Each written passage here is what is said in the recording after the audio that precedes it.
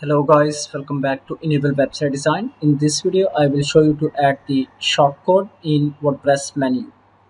So now let me go in website dashboard, and first of all I need to copy a shortcode. Let me go here, this one. So this plugin is basically for the search functionality, and now let me copy this shortcode, this one. Okay, now let me go back to the menu page,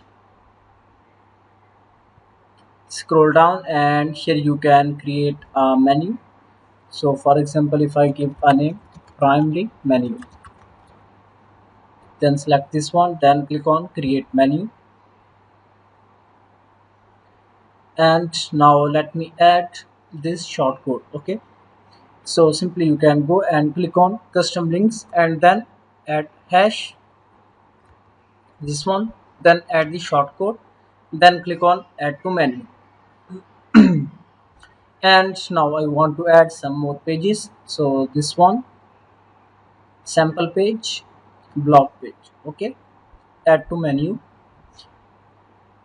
and then click on save menu.